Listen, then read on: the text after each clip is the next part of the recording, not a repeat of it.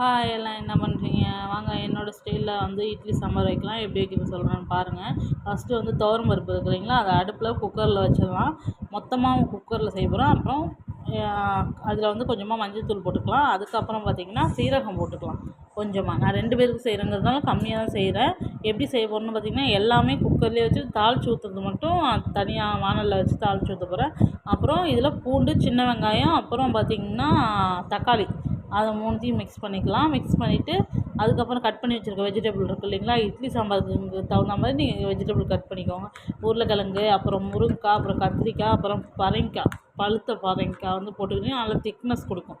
அது மாதிரி போட்டு எல்லாத்தையும் ஒன்றா மிக்ஸ் பண்ணிவிடுங்க. அதுக்கப்புறம் பார்த்திங்கன்னா சாம்பார் பொடி இருக்குது இல்லைங்களா, அதை கொஞ்சமாக ஆட் பண்ணிக்கோங்க. நான் இதுதான் யூஸ் பண்ணுவேன். சூப்பராக இருக்கும். ஹோட்டல் ஸ்டைலில் இருக்கும் சாம்பார். இதில் தான் வைக்கிறேன். நல்லாயிருக்கு. நீங்களும் ட்ரை பண்ணி பாருங்கள். அப்புறம் பார்த்திங்கன்னா அதில் கொஞ்சமாக குழம்பு மிளகாத்தூள் போட்டுக்கோங்க. குழம்பு மிளகாத்தூள்னு வந்து நான் கடையில் வாங்கினது தான் வச்சு யூஸ் பண்ணுறேன். வீட்டில் அரைச்சதில்லை. குழம்பு மிளகாத்தூள்லாம் எல்லாமே மிக்ஸ் பண்ணது. நீங்கள் எதுவும் போட வேணாம். இதை போட்டு கொஞ்சமாக சாம்பார் பொடி போட்டிங்கன்னா, அது எந்த சாம்பார் பொடியாக இருந்தாலும் நீங்கள் ஆட் பண்ணிக்கலாம்.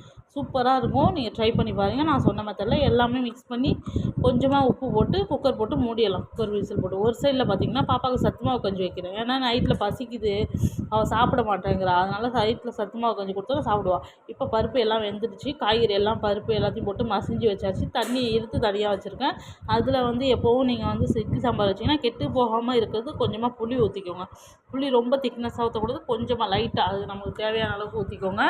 அப்புறம் பார்த்திங்கன்னா இது வந்து புளி அதிகமாக இருந்தாலும் நல்லா இருக்காது. லைட்டாக போட்டிங்கன்னா சூப்பராக இருக்கும், நல்லாயிருக்கும்.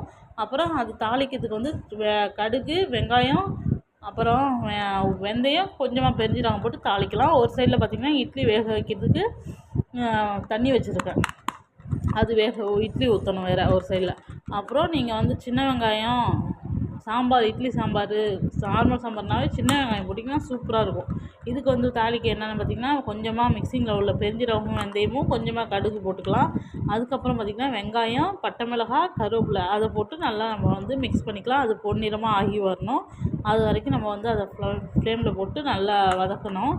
அதுக்கப்புறம் பார்த்திங்கன்னா இந்த பருப்பு எல்லாம் மிக்சிங்கில் இருக்குது இல்லைங்களா, காய்கறி எல்லாம், அது அப்போ தண்ணி தனியாக எடுத்து வச்சுருக்கோம் இல்லைங்களா, அது புளி எல்லாத்தையும் போட்டு ஒன்றோட மண்டியாக ஆக்கி அதை அப்படியே மிக்ஸ் பண்ணி அதை அப்படியே இந்த ட்ரான்ஸ்ஃபர் பண்ணிடலாம் வானலுக்கு. பாருங்கள், இப்போ ஒரு சைடு இட்லி தண்ணி வந்து சூடாகட்டும். அதுக்கப்புறம் தண்ணி எடுத்து இட்லி ஊற்றுனீங்கன்னா டக்குனு வேகாது. இப்போ எல்லா பருப்பையும் ஒன்றா போட்டு மிக்ஸ் பண்ணி ஊற்றியாச்சுங்களா. இது ஒரு 5 மினிட்ஸ் வேகட்டும். வெந்ததுக்கப்புறம் உங்களுக்கு நான் காட்டுறேன் பாருங்கள். நல்லா கொதிக்கணும்.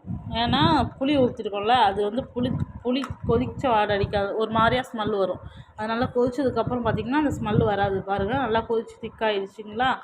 பாருங்கள், பார்க்கவே கலர்ஃபுல்லாக இருக்குது பாருங்கள். சாப்பிட்டிங்கன்னா ருசியாக இருக்கும், டேஸ்ட்டாக இருக்கும். நான் சொல்கிற மெத்தடில் நீங்கள் ப்ரிப்பேர் பண்ணி வச்சு பாருங்கள். ஹோட்டல் சுவைனா செட்டிநாடு சிக்கன் குழம்பு மாதிரி இதுவும் சாம்பார் செட்டிநாடு சாம்பார் மாதிரி இருக்கும்.